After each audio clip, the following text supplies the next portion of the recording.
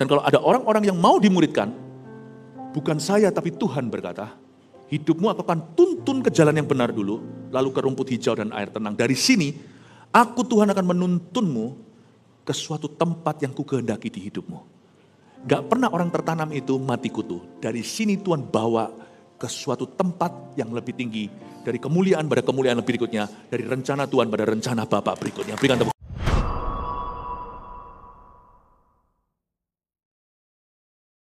Jikalau bukan Tuhan, kami ini apa? Pertemuan ini sia-sia. Apapun yang kami kerjakan tidak ada maknanya, tidak ada kekekalan di dalamnya. Hubungan kami pun apa itu? Sungguh Tuhan, all that we are, segala sesuatu, semua tentang diri kami hari ini, semua karena anugerah, semua karena kasih karunia. Sembunyikan kami semua di balik salib-Mu. Tak seorang pun di antara kami layak menerima pujian. Kami datang ke sini karena kami haus dan lapar akan kebenaran. Kami mau melihat tangan Tuhan bekerja dalam kehidupan kami dan di dalam keluarga kami. Terima kasih Tuhan Yesus. Hamba mengundang Roh Kudus untuk terus berkarya di tengah-tengah. Terima kasih Tuhan. Dan Kau berkati GMS yang sudah berdiri berapa minggu di sini. Kami percaya ya Tuhan Yesus, jikalau nama Yesus ditinggikan, salibnya ditegakkan, Engkau akan menarik semua orang, setiap jiwa-jiwa datang kepada Tuhan. Berkati pula mall di mana kami berada. Sejak ada GMS di sini, kiranya berkat Tuhan mengalir di dalam mall ini. Terima kasih Tuhan Yesus. Biarkan jemaat-Mu hari ini dibangun di atas dasar iman yang kudus. Dalam nama Yesus. Haleluya. Amin. Berikan tepuk tangan untuk Tuhan terlebih dahulu. Mari kita buka sama-sama 1 Samuel pasal 29 ayat 1 sampai 11. Saya berikan judul, Jalan Tuhan bukanlah jalanku. Namun demikian bagi Daud, jalan Tuhan terkesan misterius. Dia ditolak kanan kiri, dibully. Sini gak mau dia, situ gak mau dia. Kita akan baca ceritanya. Ternyata jalan Tuhan bukan jalan kita loh. Tapi kalau kita nurut sama Yesus, tidak kompromi dengan dosa, sekalipun jalan kita susah, itu menuju alamat yang tepat. Sadari enggak? Bahkan saya pun bisa bersaksi, saya berada di tempat ini dalam hidup saya hari ini itu karena saya mengalami pintu-pintu tertutup dulu. Yesus bisa sampai Kalvari itu lewati palungan ketika ditolak oleh penginapan-penginapan. Agar supaya Yesus dimiliki Bapa, maka Bapa yang menyertai, manusia tidak boleh memiliki. Jadi jangan kita komplain kalau sekarang kita belum dapatkan yang kita inginkan, bahkan belum memperoleh jawaban doa kita. Dibutuhkan beberapa penolakan, dibutuhkan beberapa lembah kekelaman untuk kita bisa sampai ke tempat yang diinginkan dan dikehendaki Tuhan. Kita akan belajar dari Daud. Kita baca dulu 1 Samuel pasal 29 ayat 1 sampai 11. Nanti saya penggal tengah, saya mulai lagi. Daud dikirim pulang oleh orang-orang Filistin. Ayat 1. Orang Filistin mengumpulkan segala tentara mereka ke Afek. Sedang orang Israel berkemah dekat mata air yang di Yesreel. Maka ketika raja-raja kota orang Filistin berjalan lewat dalam pasukan-pasukan 100 dan 1000, dan ketika juga Daud beserta orang-orangnya berjalan lewat di belakangnya bersama-sama dengan Akis, berkatalah para panglima orang Filistin itu, apa gunanya orang-orang Ibrani ini? Jawab Akis kepada para panglima orang Filistin itu, bukankah dia itu Daud, hamba Saul, raja Israel, yang sudah 1-2 tahun bersama-sama dengan aku tanpa aku dapati sesuatu pun kesalahan padanya sejak saat ia membelot sampai hari ini. Tetapi para panglima orang Filistin itu menjadi marah kepadanya serta berkata kepadanya, suruhlah orang itu, maksudnya Daud, pulang supaya ia kembali ke tempat yang kau tunjukkan kepadanya. Dan janganlah ia pergi berperang bersama-sama dengan kita, supaya jangan ia menjadi lawan kita dalam peperangan. Sebab dengan apakah orang ini dapat menyukakan hati tuannya, kecuali dengan memberi kepala orang-orang ini? Bukankah dia ini Daud yang dinyanyikan orang secara berbalas-balasan sambil menari-nari demikian? Saul mengalahkan beribu-ribu musuh, tetapi Daud berlaksa-laksa. Sedikit latar belakang bagi beberapa orang yang kurang familiar dengan cerita ini atau belum terlalu sering membaca Alkitab. Saya dorong Anda untuk membaca Alkitab. Semua cerita dari Kejadian sampai Wahyu kalau kita baca dalam terang Kristus, kita pikirkan ini apa ya aplikasinya dalam Tuhan, Anda akan dapatkan banyak kunci kehidupan. Cerita ini bermula dengan Daud itu kan diburu sama Saul, kan kita tahu cerita itu. Dia jadi buron padahal dia gak salah, padahal dia itu pahlawan Israel, dia kalahkan Goliat. Lagu tadi yang dinyanyikan, lagu tadi yang disinggung oleh panglima-panglima Filistin di hadapan rajanya Akis tentang Daud, itu lagu yang sungguhan terjadi, pernah dinyanyikan oleh para perempuan Yahudi. Saul membunuh beribu, Daud berlaksa-laksa. Itu yang membuat Saul akhirnya cemburu atau iri hati. Wah, seperti hewan buruan, dia dikejar-kejar oleh Saul, raja yang bertahta. Bayangkan ini celaka kalau orang diurapi, kejar orang diurapi, maka salah satu akan jadi mantannya Tuhan. Orang kalau diurapi itu nggak boleh melakukan peperangannya sendiri. Orang kalau diurapi itu harus melakukan peperangannya Tuhan. Makanya kita harus mengerti bahwa kalau kita diurapi, kita nggak boleh busybody, nggak boleh kepo sama orang lain. Kepolah bertumbuh, kepolah berbuah. Jangan urusilah. Kita doakan musuh kita, bantu gereja-gereja. Tapi jangan pernah ada yang namanya perang saudara. Kita semua punya tugas yang berat dalam hidup ini, yaitu memenangkan keluarga kita. Handai taulan, sanak saudara, teman. Belum lagi amanat agung Yesus melalui kita untuk dunia. Tugas kita besar. Tugas GMS dan jemaatnya besar. Dan ketika itu Daud kan diburu ya. Padahal dia tidak bersalah. Itu semua hanya karena iri. Maka apa yang terjadi adalah Daud membelot ke Filistin. Saya nggak tahu apakah itu kehendak Tuhan untuk dia membelot ke musuh Israel. Tapi di situ dia aman. Awal mula sih pikirannya cengli, masuk akal sekali. Dia pergi ke Filistin, berhentilah Saul mengejarnya. Karena over the border, Saul pun bisa mati. Itu kaum Goliat semua. Tapi gini ya, saya sih punya satu opini. Menurut saya Daud tidak usah lari di Filistin kalau dia tetap menetap di Adulam. Saya pernah ke Israel, ada yang namanya En-Gedi. Itu memang tempat yang benar-benar asli, ada. Dan seperti di Alkitab jadi indah ya. Iman kita ini bukan cuma rohani. Iman kita itu bukan hanya spiritual. Iman kita itu ternyata bersejarah. Iman kita itu fakta. Waktu saya melihat En-Gedi yang di mana Daud menulis menggubah banyak lagu yang menjadi mazmur di Alkitab kita. Saya melihat tuh mengapa Daud berkata seperti rusa merindukan. Itu kambing-kambing hutan di situ ada seperti sumber airnya. Saya bisa bayangkan dari satu kejauhan, tidak jauh banget, sangat dekat saya bisa lihat lekuk-lekukan gunung itu, bukit-bukit itu. Sampai hari ini masih dipelihara untuk turisme, untuk orang-orang berziarah ke sana. Wow, saya bisa bayangkan Daud itu dilekukan-lekukan itu dia nyanyi, sambil dia melihat jangan sampai lawan datang dalam sebuah ketinggian. Jadi kalau orang dari dataran rendah itu datang menyerbu, dia sudah bisa persiapan. Dan saya mengerti kenapa Daud suka berlindung, dan Daud pernah mengatakan dalam mazmurnya, engkaulah gunung batu, perlindunganku. Saya ngerti karena itulah terrain, itulah kondisi sesungguhnya secara fisik di mana dia bersembunyi dari Raja Saul. Andai kata dia tinggal di Adulam atau tinggal di En-Gedi, dia tetap selamat kok. Apapun terjadi di hidupmu, masa susah bisa menggempurmu. Bahkan kalau perlu, kita dikecewakan oleh orang-orang Kristen seperti Daud dikecewakan oleh orang-orang Yahudi sama bangsanya sendiri. Jangan pernah pergi ke kubu Filistin. Because when you do, it spells trouble. Kalau kita melakukan itu, kita akan masuk dalam masalah yang gak perlu. Apapun terjadi, jangan pernah murtad jalan. Jangan pernah meninggalkan Tuhan. Buktinya loh, Daud itu nanti sama orang-orang Filistin dapat keamanan. Tapi sementara saja. Dan keamanan itu adalah damai sejahtera palsu. Buktinya nanti, Daud pun dikhianati sama orang-orang Filistin itu. Ditolak-tolak lah, diusir-usir lah. Akhirnya, nanti kalau Anda lihat pasal berikutnya, nggak usah dibuka. Di Siklak, istri dan anak-anaknya diculik semua. Nothing good away from the Lord, di luar Tuhan, kamu nggak bisa berbuat apa-apa. Jangan jadi orang Kristen yang masa susah ninggalkan Tuhan. Tapi juga jangan jadi orang Kristen yang masa susah cari Tuhan, masa happy, Tuhan tiada. Wah, yang kayak gitu tuh bukan hubungan dengan Tuhan Yesus. Transactional, itu transaksi sama Tuhan. Nggak masuklah ke sorga lah orang begitu, karena hubungannya dengan Tuhan palsu. Bukan Kristen yang membuatmu masuk ke sorga, bukan yang menyebut Yesus Tuhan yang akan masuk ke sana, tapi orang yang mengerti kehendak Bapa. Bukan orang sempurna. Do you know your Father? Kenalkah Anda dengan Bapa? Daud ini saya nggak setuju sebenarnya kalau saya baca Alkitab begini, dia kenapa ke Filistin? Buktinya loh, nothing good. Di Filistin itu nanti pasal 30, keluarganya pun hampir amblas, hampir naas, sudah amblas, tapi dia dikasih Tuhan kemurahan hati. Tuhan kasih dia kesempatan kedua untuk merebut kembali. Buktinya nanti akhirnya toh dia kembali ke tanah perjanjian. Jangan lari dari tanah perjanjianmu sesusah apapun. Saya mendingan ya susah dalam Tuhan daripada senang di luar Tuhan susah kemudian.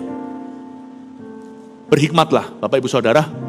Saya mending sakit, tapi dalam sakit saya nggak sembuh-sembuh, saya tetap pada pengakuan iman saya daripada saya sehat di luar Tuhan, nggak sadar kapan, waktu Tuhan panggil saya binasa jiwa. Buat apa seseorang memperoleh seluruh dunia, kehilangan nyawanya atau yang paling berharga. Saya ikut Tuhan bukan karena kesembuhan, saya ikut Tuhan bukan karena kekayaan, saya ikut Tuhan bukan karena semua berkat-berkatnya. Saya ikut Tuhan karena mau ikut siapa lagi kalau bukan Tuhan Yesus. Bahasa Ibraninya versi Hokian, Tuhan Yesus itu yang paling cengli. Tuhan Yesus itu yang paling masuk akal. Kalau saya nggak ikut Tuhan, mau ikut siapa? Saya ikut Tuhan karena Tuhannya, bukan karena berkatnya. Yang gitu masuk surga. Bukan karena saya sempurna, nggak pernah berdosa, bukan. Saya ikut Tuhan karena Tuhannya. Makanya Tuhan juga nggak bisa pisah sama saya. Apa-apa dalam mati hidup, Tuhan adalah milikku. Tapi orang kan transaksi sama Tuhan. Dia bentar-bentar akan meninggalkan Tuhan. Jangan seperti Daud. Pergi ke daerah orang Filistin. Ngapain? Gak ada yang bagus kok. Gak ada yang kekal di sana. Tidak ada yang langgeng, gak ada yang permanen. Tapi Tuhan memakai kesempatan ini untuk mendatangkan kebaikan dalam hidup Daud. Dia belajar sesuatu yang berharga. Hari itu dia ditolak oleh orang-orang kepada siapa dia mengabdi. Kan dia lari dari Saul. Dan dia mengabdi kepada Akis. Menurut saya Akis ini sangat beruntung. Kalau ada seorang pahlawan gagah perkasa diurapi pula. Menjadi staf karyawannya, Akis ini gak layak terima berkat demikian. Akis ini orang yang gak takut akan Tuhan. Di perjanjian lama mereka disebut kaum tak bersunat. Mereka lah Gentiles atau orang-orang yang bukan umat pilihan Allah. Dia mimpi apa dapat Daud? Menurut saya sih semua panglimanya sudah berjejer. Itu kayak North Korea, Korea Utara atau Rusia. Lagi adakan pameran senjata gitu loh. Yang brok jalan begitu lalu hormat. Lalu habis itu dari atas diktatornya atau presidennya misalnya atau langsung hormat juga Kim Jong Un atau Putin. Wah ya kan, Indonesia nggak kalah, kita juga punya lagu Aku Seorang Kapiten. Yang muda-muda nggak ngerti lagu ini, jadi yang ngerti lagu ini ketahuilah Anda sudah berusia. Betul kan? Tahu kan? Aku seorang kapiten mempunyai pedang panjang bila berjalan. Brok itu tinggal di apartemen bawa komplain itu. Saya mau Anda pahami, mereka itu berbaris per 100 per 1000. Masing-masing ada jenderalnya, minimal kolonelnya. Itu semua orang suruh pulang deh, pulang aja. Daud seorang bisa kalahkan musuh. Tapi anehnya, Daud di undervalue bahasa Inggrisnya, di underestimasi. Diremehkan. Pernahkah Anda diremehkan? Jangan tersinggung, jangan marah. Untuk kita dimuliakan bersama dengan Kristus, kita kadang-kadang harus diremehkan oleh manusia dulu.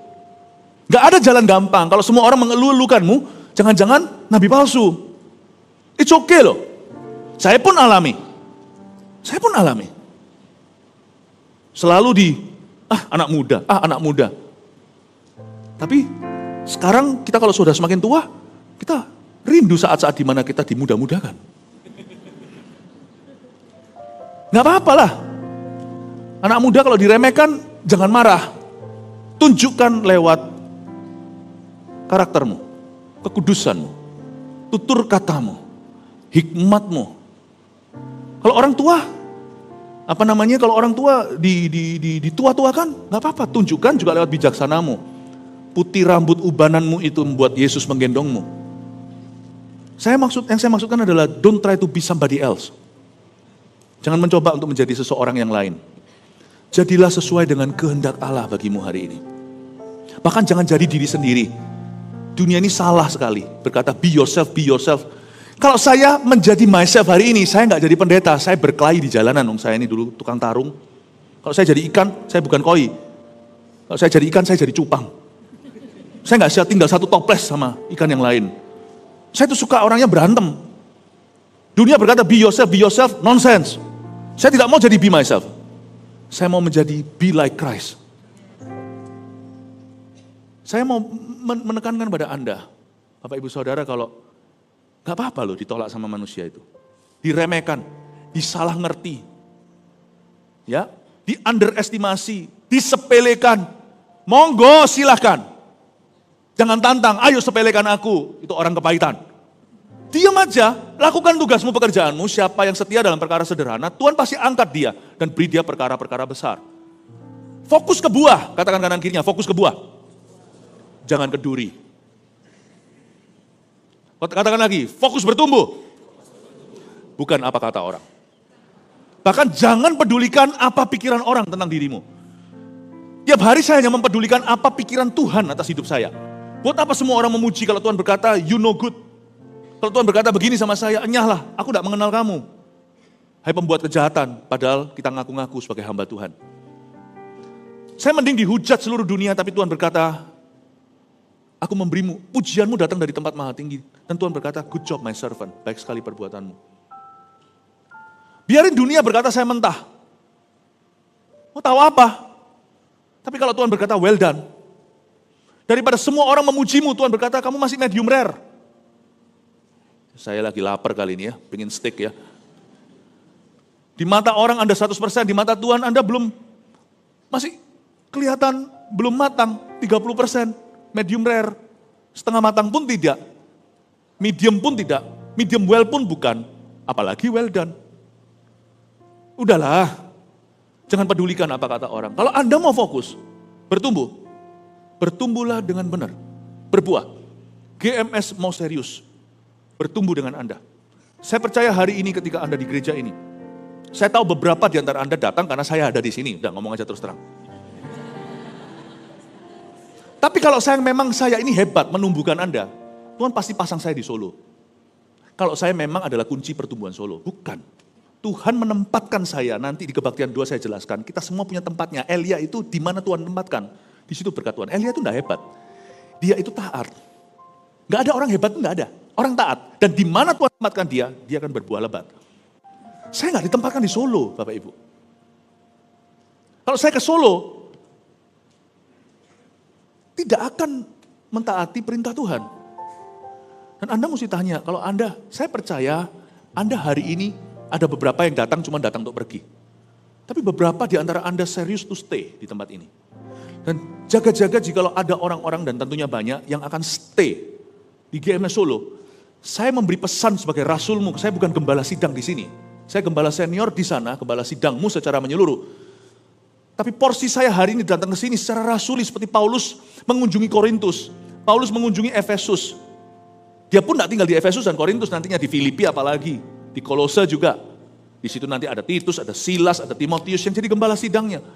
Saya datang dalam kapasitas rasuli. Tapi nanti di sini ada gembala sidangnya. Dan ada penggembalaannya. Jangan lihat manusia. Fokuslah bertumbuh. Jangan fokus pada duri. Ya duri jelas sekali.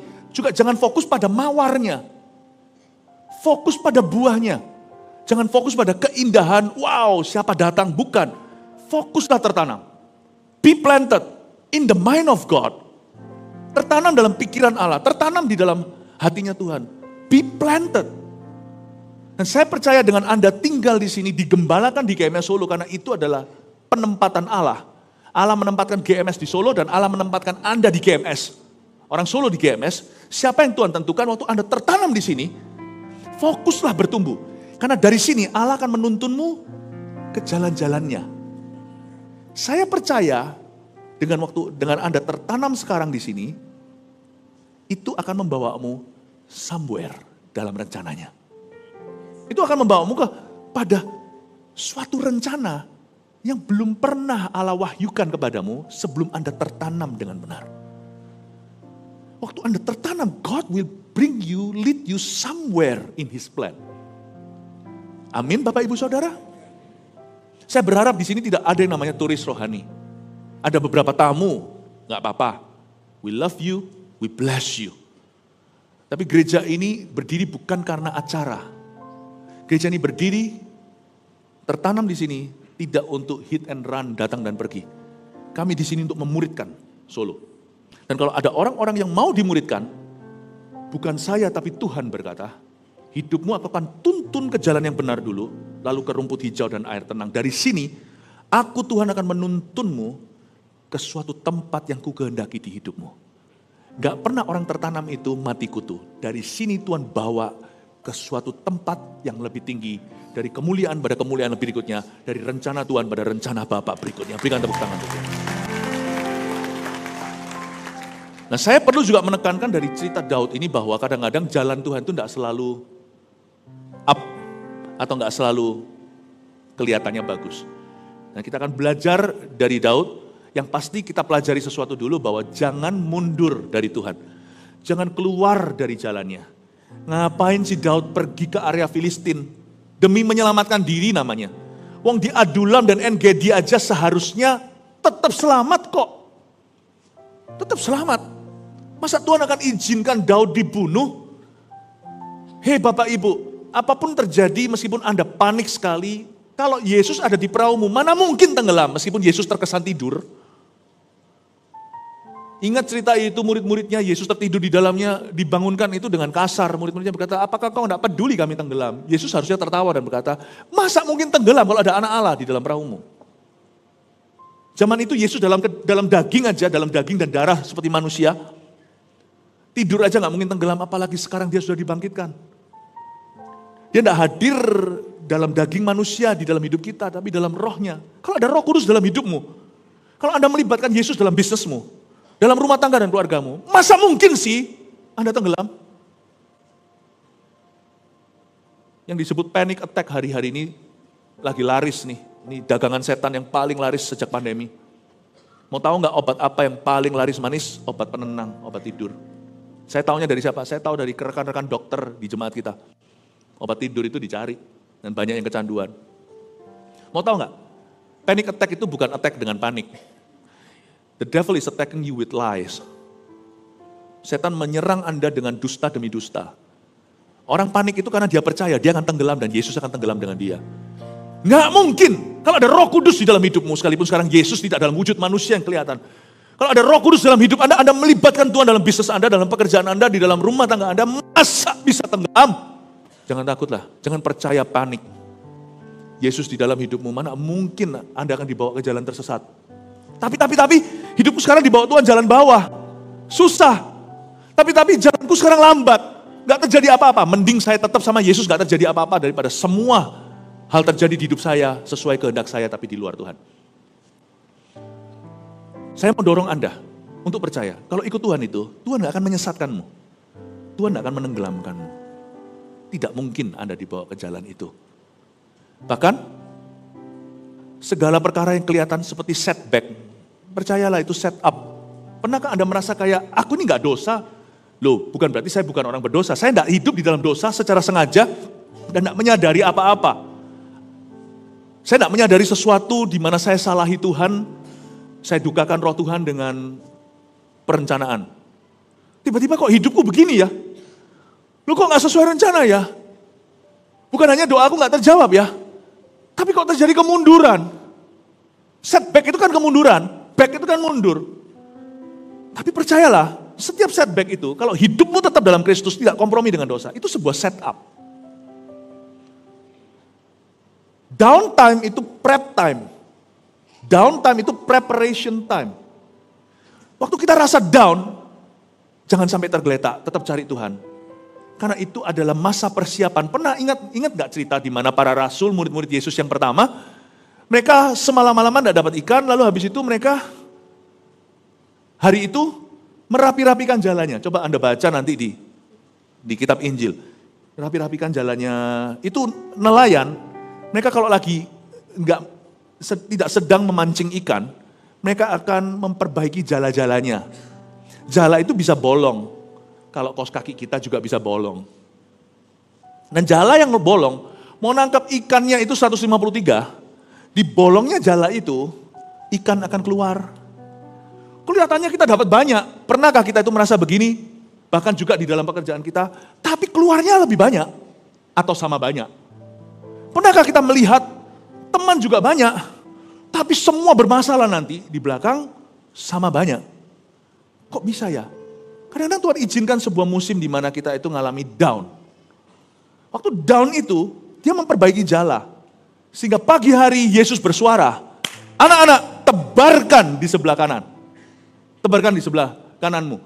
Mereka menangkap ikan 153. Kalau dia tidak down dulu, kalau dia tidak tangan hampa dulu semalaman, dia nggak memperbaiki jala.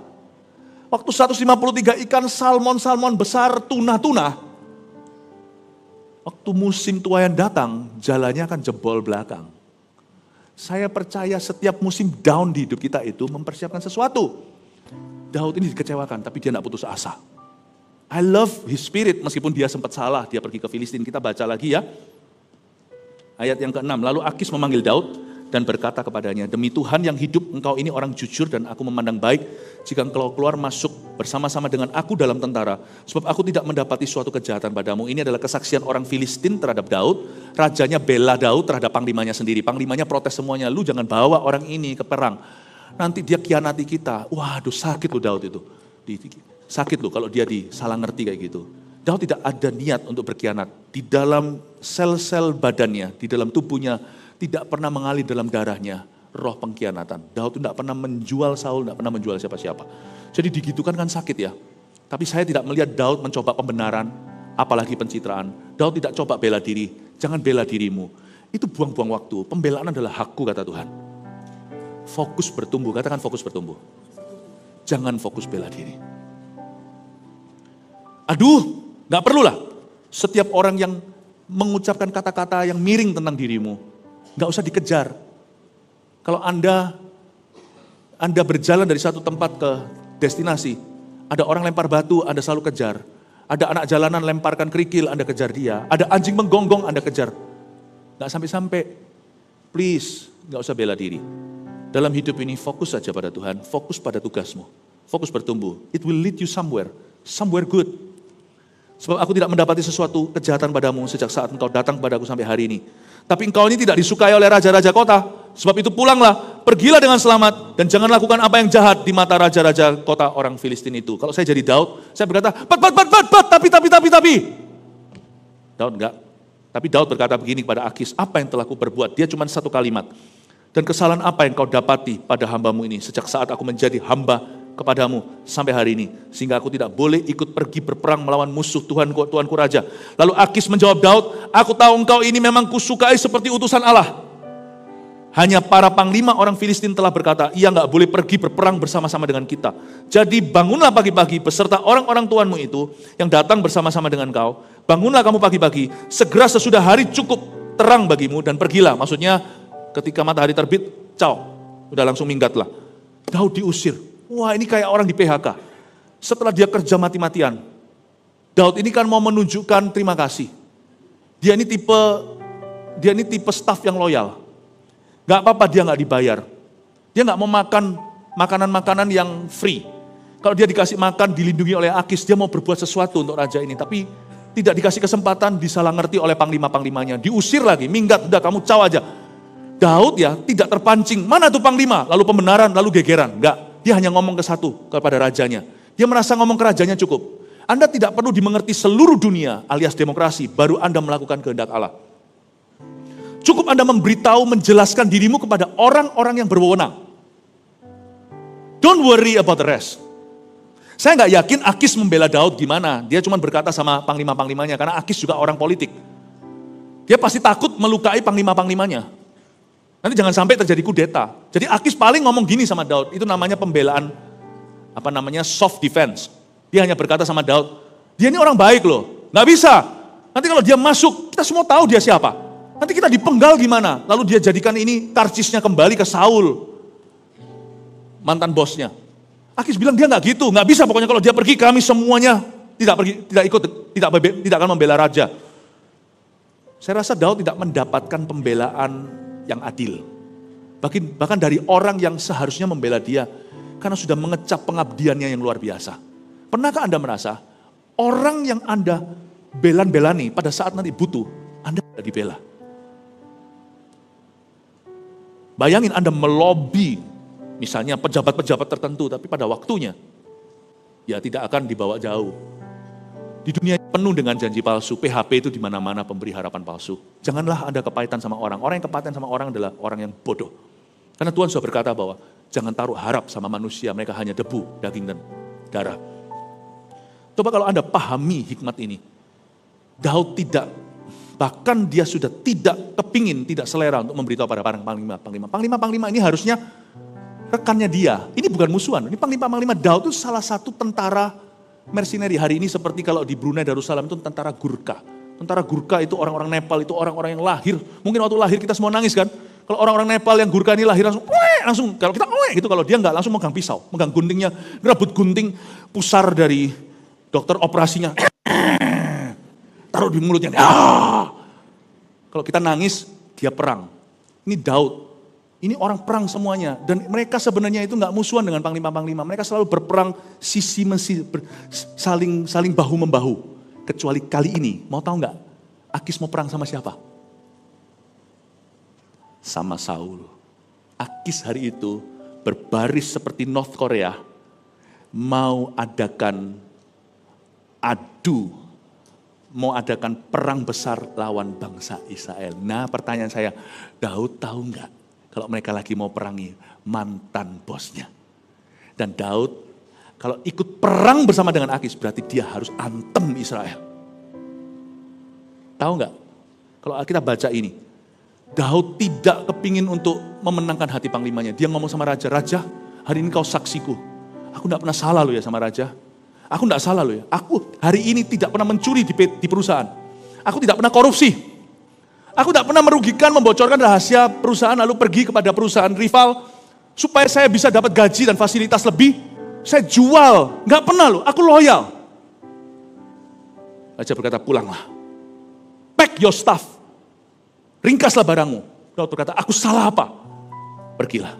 "Baik raja." Dia pergi. Dia tidak menjelaskan dirinya kepada para panglima. Inilah sifat orang benar. Kalau Anda perlu menjelaskan apa-apa dalam hidup, jelaskan aja pada yang berwenang. Yang saya maksudkan bukan Tuhan. Setelah Tuhan, siapa yang berwenang untuk mengetahui apa yang perlu Anda jelaskan. Jangan bingung. Zaman sekarang ini di sosial media kan viral, semua mencoba. Nggak perlulah. Itu semuanya itu khalifah berlalu, sebentar aja lalu lalang. You must live. Anda harus hidup di antara orang-orang yang real. Pertanggungjawabanmu, hidupmu harus real sama mereka. Pilih-pilih kepada siapa Anda menjelaskan dalam hidupmu. Jalan Tuhan bukan jalan kita. Gak usah kita itu tempuh semua jalan supaya kita disukai orang. Fokus pada jalan besar, jangan keselokan. Jangan ke kiri dan kanan, jangan mau membelot kemana-mana. Saya dalam hidup ini belajar satu hal setelah 30 sekian tahun kenal Tuhan. Just focus on the main road. Itu toh. Kalau saya fokus pada jalan besar, saya tidak pedulikan gang-gangnya dan geng-gengnya. Saya hanya perhatikan Tuhan dan apa yang menjadi tanggung jawab saya dan fokus bertumbuh. Tuhan akan menuntunmu ke rumput hijau air tenang. Katakan amin. Lalu bangunlah Daud ayat 11 dan orang-orangnya pagi-pagi untuk berjalan pulang ke negeri orang Filistin. Sedang orang Filistin itu bergerak maju ke Yisril. Waktu orang Filistin maju ke Yisril, mereka hendak bertemu dengan Saul untuk menghabisi dia di Gilboa. Singkat cerita, dalam peperangan itu minus Daud. Hampir aja Daud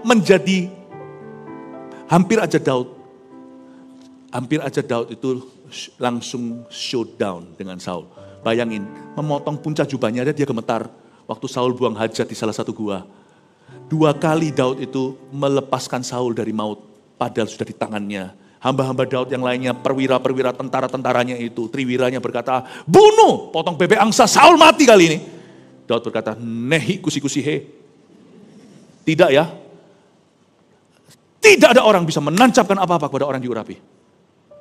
Tanpa dihukum oleh Allah. Orang ini, dia menunjuk kepada Saul. Ceritakan pada orang-orangnya di gua, kok bisa dari semua gua itu Saul buang hajat di gua itu. Di sana ada tentara Daud 400 siap bunuh.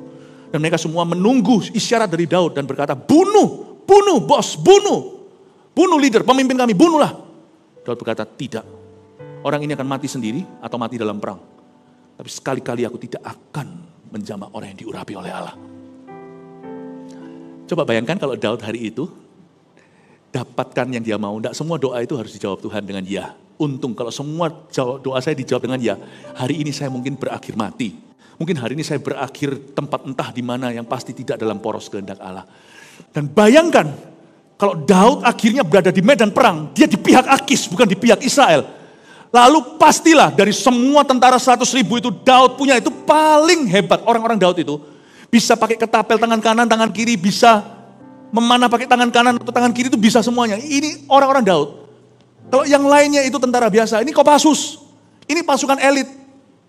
Itu semuanya dari trainingnya di bootcamp. Daud ini latihannya sudah tiap hari diburu sana sini. Mereka latihannya pakai target. Daud harus bisa menancapkan panahnya untuk bisa makan hewan berikutnya yang jadi buruan. Jadi Daud ini latihannya itu nggak akan bisa tertandingi dengan orang-orang Akis. Saya yakin kalau dalam perang, Daud pasti masuk paling dalam. Pasti menembus tentara Israel sampai ke sentral.